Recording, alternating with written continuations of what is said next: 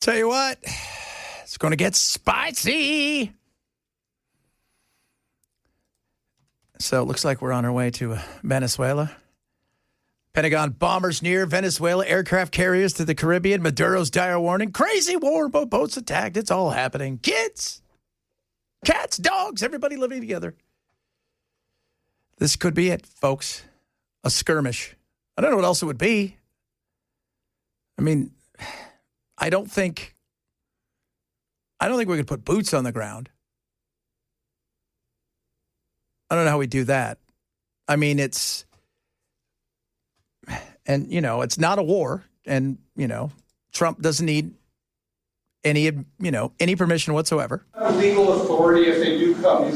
Yes, we do. We have legal authority, right? We're allowed to do that. And if we do by land, we may go back to Congress. But we have, this is a national security problem. They killed 300,000 people last year, drug. Now, I just want to point out that they did not kill 300,000 people last year. I don't know where he got that number. If it's drug overdose, wasn't 300,000 people last year. Just FYI, I just want to be transparent. You guys know that? Some of you you don't like Trump? No, I just want to point out that didn't happen. 300,000 people did not die last year because of a drug overdose. These drugs coming in. They killed 300,000 Americans last year.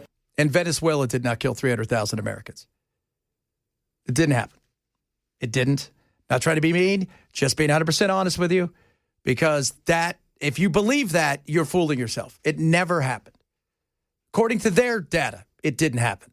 According to their DEA, it didn't happen. It didn't. And remember, and I don't, maybe I'm wrong. Maybe cocaine is the most dangerous drug on the planet, but there is no fentanyl that comes from Venezuela. Zero fentanyl. They don't put it together there, being shipped in by China. Colombia does very little, tiny amounts, if any. It's all Mexico and China. So, and 300,000 people did not die from fentanyl or overdoses last year. And that gives you legal authority. We have a national security, really, I will say this. When you look at the people we're dealing with, and we know them, we know the people coming in, we know the boats, we know everything else. We're allowed to do it. It's in international waters. If we don't do it, we're going to lose hundreds of thousands of people. Now, they'll be coming in by land a little bit more because they're not coming in by boat anymore. There are no boats in the water. There are no more boats. We know the boat almost immediately. It's pretty unusual when you see somebody with a fishing rod and 5 engines on the back of the boat. You don't need that to go fishing. Wait. And we will hit them very hard when they come in by land. And they haven't experienced that yet, but now we're totally prepared to do that. We'll probably go back to Congress and explain exactly what we're doing when we come to the land. We don't have to do that, but I think, Marco, I'd like to do that. You may respond to that. Marco, you may respond to that. I think I would like to do that. We'll send Hegseth. We're going to go kill him over there. You heard him say that earlier. If you invade and it's an invasion, okay, if you're going to just drop bombs or whatever, maybe no. But if you're going to invade, if you got boots on the ground, you should have gone to Congress. If you've got boots on the ground, you should have gone to Congress. Absolutely. We have these checks and balances for a reason. No, they go against all of our tradition. When you kill someone, you should know if you're not at war, not in a declared war, you really need to know someone's name, at least. You have to accuse them of something. You have to present evidence. So all of these people have been blown up without us knowing their name, without any evidence of a crime. And for decades, if not centuries, when you stop people at sea in international waters or in your own waters, you announce that you're going to board the ship and you're looking for contraband, smuggling, or drugs. This happens every day off of Miami. But we know from Coast Guard statistics that about 25% of the time the Coast Guard boards a ship, there are no drugs. So if our policy now is to blow up every ship we suspect or accuse of drug running, that would be a bizarre world in which 25% of the people might be innocent. No big deal, though. That's part of doing business. Isn't it? No, it's not. No, it's not. It's not part of doing business because it's not who we are. It's not who we are. But I think the goal is to scare the crap out of everybody and go from there. Continue, Rand. The other thing about these speedboats is they're 2,000 miles away from us. If they have drugs, they're probably peddling drugs to one of the islands of Trinidad or Tobago off of Venezuela. The idea that they're coming here is like, it's a huge assumption, and really shouldn't you have to present some proof? It is the difference between war and peace. In war, though, you don't ask people's name. But if they want all-out war, where we kill anybody and everybody that is in the country of Venezuela or coming out, that has to have a declaration of war. It's something that is not pretty, very expensive, and I'm not in favor of declaring war on Venezuela, but the Congress should vote. The president shouldn't do this by himself. No, Congress should vote. But you know what, Congress, you guys have given away much of your power over the years. You know who else did this? Bush. You know who else did this? Obama. All you got to do is say, that guy's a threat. That group's a threat. They're a terrorist organization. We can go bomb them. Now, if you're getting into regime change, it's one thing if you're, Obama and you've decided, hey, look at all these cool flying kites that drop bombs that destroy things. Let's light the Middle East up and see what happens, as he did, dropping more bombs than you could believe, getting us into all kinds of crap. But it's the boots on the ground. If there's boots on the ground, then absolutely you should. And I'm not for regime change. We're just, how many times I got to say this? We don't stick the landing. We're really good at the first part. Let's get rid of the guys. Let's get rid of them. And they go and they get rid of him, that guy. And Maduro has offered to give up tons of oil, because that's really a lot of what this is about, is the massive amounts of oil protecting certain things, like, what's on Guyana next to it. Is it Guyana or Guyana? Which one feels right? Guyana. That's what I thought. For those of you who don't know where that is, you're like, that sounds familiar. Jim Jones used to live there. The famous Jim Jones. He doesn't live there anymore. Did die there. He did. I wonder what happened to all those. What was there? There's over 900 people that. I wonder what happened. I guess if the families didn't claim the bodies, they just buried them. Yeah, just bury them there. I wonder how haunted that place must be. Man, it's creepy. But they have lots of oil too. And Venezuela and them have had a land dispute since the 1800s. And so there's all kinds of stuff around this. Somebody said, how do you know that there's no fentanyl? Because every DEA report, including the National Drug Threat Assessment from the DEA, says there's none that comes from there. There's none. Fentanyl comes from China to Mexico. From Mexico, Sinaloa, Jalisco New Generation, and the Gulf cartels, they're the ones who distribute a vast majority, and I do mean a vast majority, almost all of it here. Venezuela is a nation that has 5 to 10% of the cocaine that comes out of South America will come through Venezuela. But that's it. Colombia is obviously a much bigger problem when it comes to cocaine. And we're not, we said some stuff about that, but the fact is we need Colombia as a trading partner and for the war against the drugs. So probably not going to go after them the same way. Maduro, they want Maduro gone. And I think that's going to happen soon. But he offered to give them everything, and it's still not enough. It isn't. It's still not enough. That isn't going to happen. And I think it's about to get spicy. It's about to get spicy. But now, do we put boots on the ground? That's the bigger question. Because if you're putting boots on the ground, then you're really getting into a situation where you should have gone to Congress. But Trump, well, first of all, where would you go to for Congress? I guess you call Mike up, probably Hakeem Jeffries and a few other. Explain to him what's going on, and then go do your thing. But you can hear it. It's better to ask for forgiveness and for permission. He's not asking for permission. He's going to go and do it, and we'll find out what it looks like. If there's boots on the ground, that's a different story. But I don't know if there's going to be boots on the ground. But I do think there's going to be some, how should we say this? No boots on the ground yet, but probably missiles in the air. So be prepared for that. Meanwhile, inflation. Back here. It's up. Not great. Not awful. Some people are asking questions. Is it real? Is it not real? Do you feel inflation's only up a little bit? This report is out 9 days late because of the government shutdown. The government only called workers back to compile this report because this particular inflation report is used to determine the cost of living adjustment for Social Security benefits next year. The White House just moments ago came out and said do not expect the inflation report for November to be released if the government shutdown continues. So I guess fuel's up a little bit, although overall fuel, when you go back a few years, obviously is down. Fuel is up a tiny bit, and that's what they're saying contributing to it. The other thing is, Wall Street Journal had a great report out today. Right now, as far as the tariffs go, 51% is being eaten by the importers. So they're eating, if it's $100 tariff that was on some, you might see something go up a little bit. They're going to eat 51% of that. Some of it's being passed on to certain distributors, and some of it's being passed on to you and I, the consumer.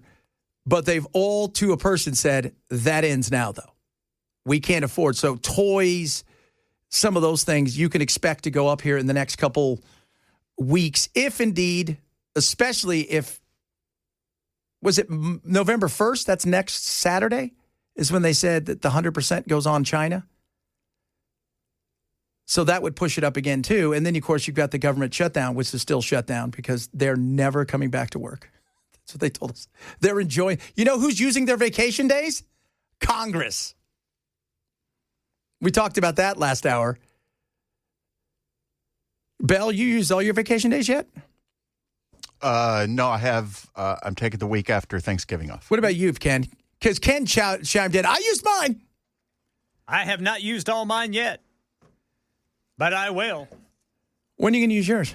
I'm not telling. Well, you got to, because we're a damn team. I'm not saying. If you're not here, we're not here. You'll know whenever you don't hear me. How does that win. How does that help us? Oh, how does that help us? So, but yeah, Congress has taken their days. They're not back yet. In fact, I don't even think any of them are. I think the leaders and a few others are in D.C. outside of their. Well, the Senate's still in session. Yeah, but it's kind of a. You guys don't need me today, right? All right, cool. I'm going to go out and golf, or I'll go home for the weekend. Oh, they're all probably gone. It's the weekend. They know nothing's going to happen, but we need you need Mike to come back and get this thing rolling. Because the Senate's not going to get anything moving on this. So I want to see, because Mike said yesterday, Johnson, not a real name, he said that Thanksgiving, we could get through Thanksgiving. I would find it hard to think this thing could get through Thanksgiving. Because that is a lot of time. I just want us to set a new record, then they can open it back up. That's it. Well, yeah, I mean, we're already here. We might as well do it. Right. What are we at, 23 and a half days? Yeah, we got to get to 36. So 13 more days. Yeah, let's get to maybe the week of Thanksgiving. It's not going to help you through Thanksgiving. We're just saying the week of might help you out there. All right, coming up, Israel. Man, they are trying so hard, and Trump and Bibi. I'll tell you what, I like what Trump. This is where I can get frustrated with Trump in some things, but this is where Trump and his strong man absolutely needs to be and works. And because what Israel tried to do the other day. We'll talk a bit about that, among other things, straight ahead. Chad Benson Show, Super Talk 99.7.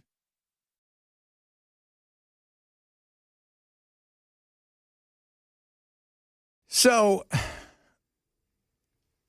the Trump administration is doing everything they can to keep the ceasefire together.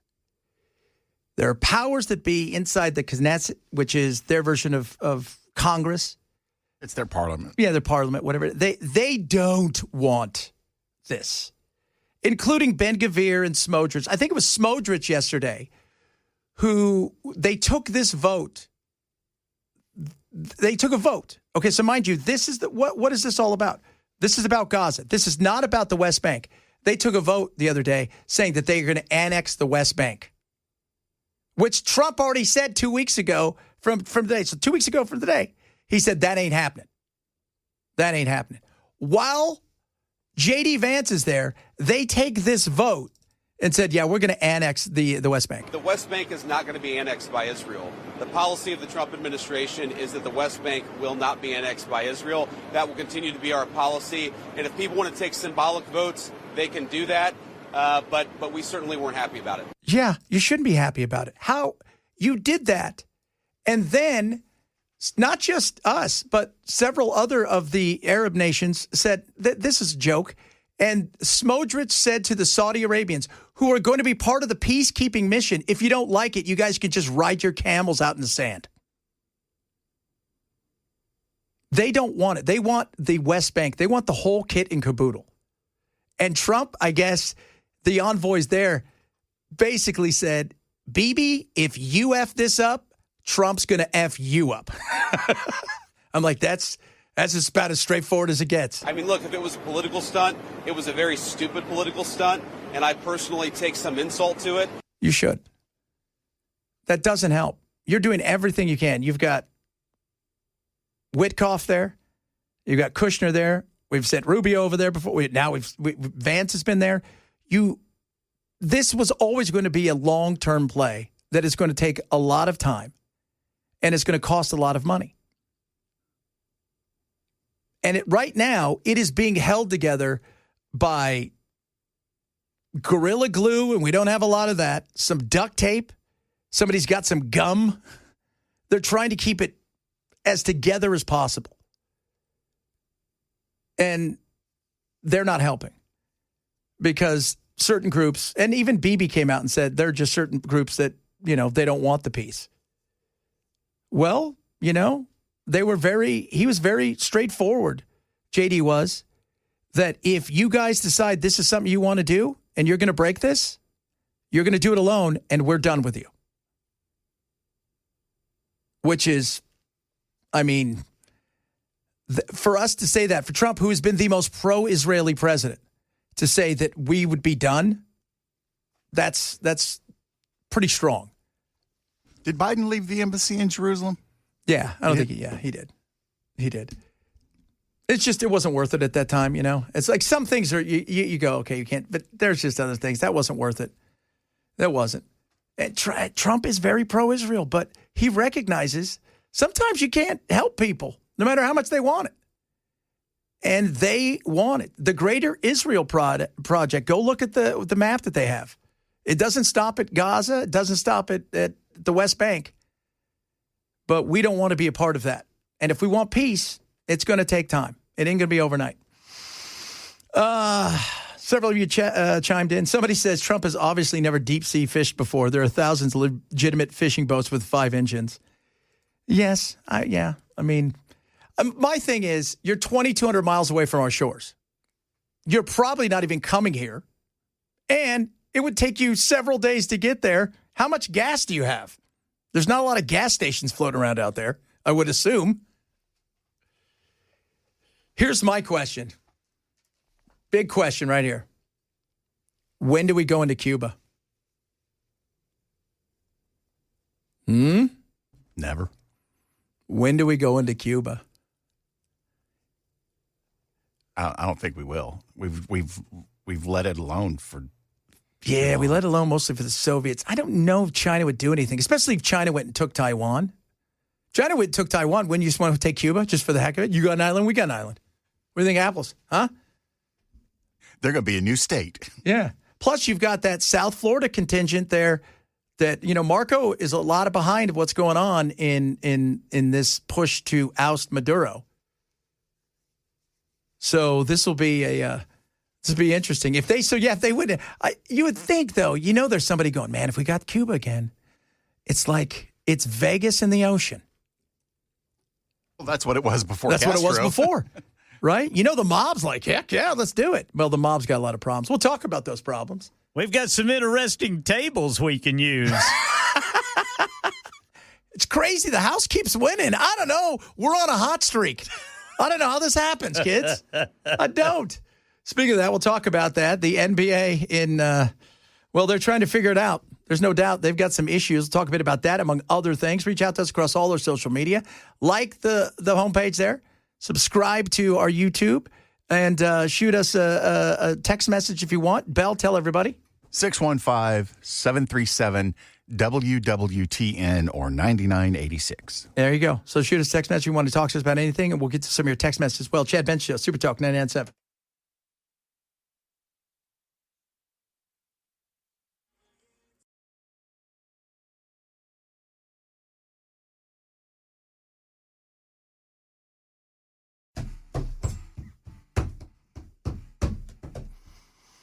So, hey, this whole weed thing, flower thing, my buddy texted me and he said, hey, I'm listening to you guys. He's online listening, hanging out, doing some work. And he said, what's the whole thing? The flower, he's confused because he lives in a state where weed's totally fine. Yeah. So what does the flower do? Because as you guys know, while I'm totally pro, go ahead, have drugs, I am not an idiot when it comes to, I'm an idiot when it comes to I don't know what flower does. Flower is the bud. Okay. Flower is the bud. When you smoke it, it carries a THC level that is higher than the federal allowable limit of 0.3%. Okay. THC. So that's why these new rules that were supposed to go into effect in January would have made that illegal to sell in Tennessee. Oh. Everything else, like seltzers, things like that you drink, say explicitly on the can that it is at the level or lower, which you can buy in liquor stores, that sort of thing. I'm not really sure how that would affect gummies, but definitely the flower would have been illegal to sell after January 1st. Well, now apparently growers and regulators have come to an agreement to hold off on that until June 30th of 2026. But you have to be grandfathered in? Well, you have to have a license. You have to you would have to buy a license before January 1st. And if you don't have that license and you're selling this stuff, you could get in trouble. But as long as you've got a license that you have purchased before January 1st, you will still be able to sell flower. Okay. Very interesting. It's all very interesting. All very, very, very interesting. Or bud, as we used to call it. Man, bud. That's what I'm talking, man, bud. You know what I mean, bud, man, bud. Oh, bud. A little whack-it tobacco. The devil's lettuce. Meridahoochee, the devil's lettuce. Oh, goodness me. It's just, the rules are so bizarre. Did you see that lady that won her case in Washington, in D.C.? Her neighbor smoked weed, and she sued him to make him stop smoking weed. What? In his house, in his own house. Really? Yep, and she won. And he takes it for medical reasons. Were they attached? The houses attached or something? I think it was like a condo. So, she was smelling it, That's I what guess? she was saying, yes. And so, but it's his house, and he's not allowed to smoke weed in his house anymore. He has to go 15 yards away or something like that. Woo-wee. I'll tell you what. And apparently he takes it for medical reasons. I don't know if that's true because remember when it became legal for medical reasons? All you had to do was go into a place that had a doctor in the back. It's like, did I have migraines? I'm sure you do. Here you go. My back hurts. I bet it does. It's not going to hurt anymore. I got glaucoma. I got glaucoma. I got the glaucoma. Hey, did you see the new eye replacement thing for people that are blind? No, I haven't. So it's this new thing. It's a chip they put in your eye. Okay. And then you wear these glasses right now, and through there, it's able to, I guess, beam the pictures almost past your eye to your brain, and then that way you can see the pictures. Cool. Yeah, we're becoming space. That's people. amazing, man. Yeah. They've done it with 5 people in England. And it is supposed to be this one lady, she was like, I was very blind. Because she was 104. That sounds like. And it was really bad. And I couldn't see but just shadows. That sounds like Terry Gilliam. Yes. And now I could see things with his glasses. Monty Python. And that's always nice as well. I'm just saying. Speaking of glasses, NBA has some problems. This must have been like 5 years ago, 2019-ish, I think, where there was this game. It started in LA and then it came to Vegas for a few days, and it was all built around Chauncey Billups. And the person who told me about it was like, look, I know the game runners. I'm telling you 100% this game is on the up and up. And I was like, well, I know a lot of the people that are involved, and I'm telling you 100% that it is not. I had some friends who went and played it both in LA and in Vegas, and it obviously like was for sure confirmed to be cheated. Mm-hmm. Like, this is a podcast from 2023 of a guy talking about Chauncey Billups and these games in New York and Vegas. And his buddy's like, oh, no, the games are fine. And he's like, I talk to people. They're not fine. Mm-hmm. Like, people who clearly didn't even understand the rules of No Limit Hold'em are just, like, jamming hundreds of big blinds in with, like, a gutty and then just drilling it. Yeah. Only the pros are losing. It was, it was basically confirmed amongst all of the pros that the game was cheated, but there's just no recourse. Gotcha. And, they got absolutely filleted. Well, it's tough, too, whenever you're dealing with somebody, like, high profile like that, because they carry a lot of weight and hold a lot of power. So all you can do is, like, kind of unite together and threaten to publicly out him or extort him in some sort of capacity, in which case, good luck. And that's what we were talking about yesterday. How did Chauncey Billups, a Hall of Fame player, an NBA coach, get sucked up into this where he's bringing people to games that the mob is running? Would you say earlier, Ken, Tony Soprano-like? Yes. With tables that are X-ray and glasses that guys would wear where they could see the markings on the cards. Well, it was a 200,000 was the average loss? Something like that, like per game. And at no time, first of all, did you even feel guilty about bringing these guys? I mean, you're not bringing your friends. Like, if you're bringing your friends, you're not a good friend. And I know his thing is, I didn't know it was rigged. You really? So you did this? Well, this is 2019 they're talking about, all the way up till now. So we're looking at, let's say, 5 years, 4 or 5 years, because we don't know when he stopped or if he was still doing it, but let's just say 4 or 5 years. At no time did you think, man, I brought 100 people to this, and every one of them's lost their ass. Who am I dealing with? Who? And what started to become the issue was pros started to go to the game. And pros know how to play poker. I mean, guys who, like, that's what they, and they started to realize this isn't real. This isn't real. We're getting taken for a ride. And then, so everybody thought yesterday, well, that was just it for old Chauncey, right? He just did that. Come to find out, maybe he did a lot more, and he could be in some serious trouble when it comes to the NBA. He's done. He's absolutely done. But then the sports books. Everybody's like, well, what about the sports book and stuff? Well, guess what? They're the victims as well. Yeah, they lost that money too. Yeah, they ended up, because of the other part of this, which was they were giving out information on players that were injured, how many players that may or may not play tonight, so you could bet the over-under on certain things. And so they were feeding information, the likes of even LeBron James, if he was sick, if he wasn't feeling good, if he was injured in any way, shape, or form. And so they paid out all this money thinking, well, they lost, so-and-so won. They were right. Only to come to find out, no, they were getting insider information. And I got to wonder, because they say that Terry Rozier was getting it. It has to be more than, you have to be getting $500,000 or $1 million a night to make it worth your while. If you've made $160 million, to think you're going to risk it all for 10 grand, 15 grand would be insane. Would absolutely be insane. It's fascinating. It is. And then there's this thought that, so then Stephen A. Smith comes out and he goes, well, who Trump wanted this because he doesn't like the NBA. No, Trump, I'm sure Trump doesn't care. He probably thinks it's funny, but this investigation was going on before Trump got into office.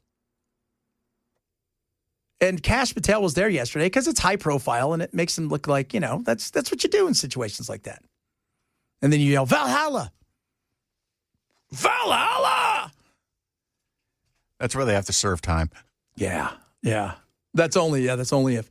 I do, so now there's the other side of the conspiracy is the NBA's known for a while that this was going on and that they had been talking to some of the coaches for Terry Rozier and trying to force them to make the decision to bench him as a coach did not play, coach's decision, because they had gotten wind that he had been rigging. And obviously they didn't want to, and I could see how that could be real because you don't want to alert the other people that this is going on by arresting that guy, and then everybody stops down doing their stuff. You want to get as much information as possible. Oh, the mob, the tech. That's the thing that is interesting. And we were part of it here, too, by the way. If you think we were unscathed in Tennessee, not Bell and Ken and I, we were not a part of it. We don't have that kind of money to throw around on a weekend. I don't know who you think we are. We work in radio, baby. $200,000. I wonder how much $100 million you think they stole over the years? It's got to be at least that. There's no telling, man. It's got to be at least that. It's probably so much that they'll never be able to figure it out. Yeah. I mean, it has to be.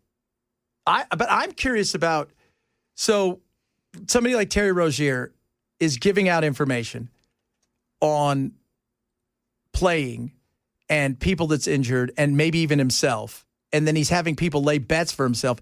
You have to think you have to make so much money in a night. So much money in a night that it'd be worth your while. It can't be you made $15,000. You made $15,000 sitting on the bench. And then some. I mean, you're making 25. Well, you were making 25 million. Ooh, it's going to be strange. I don't know how long they face in jail. Do you know that? Have you seen that, Ken? I have not seen that. I've not seen any of that either. Well, that's where they're going to be wheeling and dealing for information. Yeah. So Billups' winnings was so they said in the middle of the games in Vegas in April 2009, the orchestrators of the plot realized they had a big problem. Billups was winning too many improbable hands. The streak would surely draw suspicion. They said in the text message included in court documents unsealed yesterday, Billups needed to do something very few professional athletes enjoy: lose on purpose. That was the only way the enterprise could keep raking it in. He ultimately netted over $7 million in 6 years. Wow. That's not bad living. No. Billups was a face card, they said. That's a high-profile person who could attract big fish gamblers to ritzy card games in Manhattan, Vegas, Miami, and the Hamptons. So he was part of what they called the cheat team. But he was winning too much, and everybody realized this guy's an idiot. He's not a pro poker player. He's beaten the best in the world. Yeah, these poker games where secret card readers and wireless tech were used. People were losing hundreds of thousands of dollars per game. So now this is interesting. They call it Operation Royal Flush because you got to come up with a cool name. High-tech equipment described by one person, a poker chip tray that secretly read cards with a hidden camera, special contact lenses that could read pre-marked cards, and an X-ray table that looked at the cards that were face down. It's funny, isn't it? Well, for us, yeah. I mean, if you lost $200,000, by the way, if you lose $200,000 to cheating, that's bad. That's bad. That is. But I shouldn't laugh. No, if you lost $200,000, that sucks. The reality is, though, you've got $200,000 to lose. You're probably somebody who's got a lot of money, wanted to hang out with somebody cool, got to go to the back room somewhere, even though you were in Vegas, and they have back rooms where you can bet whatever the hell you want anyways. But you wanted to do it with Chauncey Billups. And I feel bad for the other places that got, taken advantage of. But when I read some of the stuff that they did, it's kind of like they had chip readers. It is the Chad Benson Show, Super Talk 99.7. I feel like the shutdown now is starting to trickle into the area where the people who don't work for the government or aren't contractors with the government are starting to feel some of the issues. And that's when things start to change. Yep. I know an air traffic controller, and I haven't spoke to this person, but I know that there is frustration because it's already a stressful job. Very. They're already short-staffed. And, yeah, they're going to get their money back, but right now they don't have any coming in. That's exactly it. I mean, yeah, you got to think about that. While you're there working, you're trying to figure out in your mind as you're trying to go, okay, plane here's got to go here, this one over here. You go up to 28,000, you drop down to 31. Oh, by the way, my bills are late. I'm getting phone calls from my creditors, soon, or I got to go tell my landlord, look, I work for the government. We're not getting paid, or my mortgage company. Yeah, and how am I going to pay for snacks, like dinner for my family? So, like you're right, it's a very stressful job already. You couple this in with it, and it's not good. It's not. By the way, check this out. I was looking about. They had rigged shuffling machines for the NBA, that thing. No, get ready for this. They were altered to read the cards in a deck, predict which player at the table had the best hand, and relay that valuable information via interstate wires on an off-site operator. Wow. All right. Then the communicator would be informed by cell phone to one of the cheaters, who is referred to as a quarterback, or the driver who used secret signaling with other scammers at the table. So does that up it to wire fraud too? It might. Oh, yeah. It's wire fraud, money laundering, all of that stuff. Wow. Woo-wee. Coming up. Are we going to attack Venezuela? Maybe. Maybe not. We discuss that among other things. Inflation a little higher.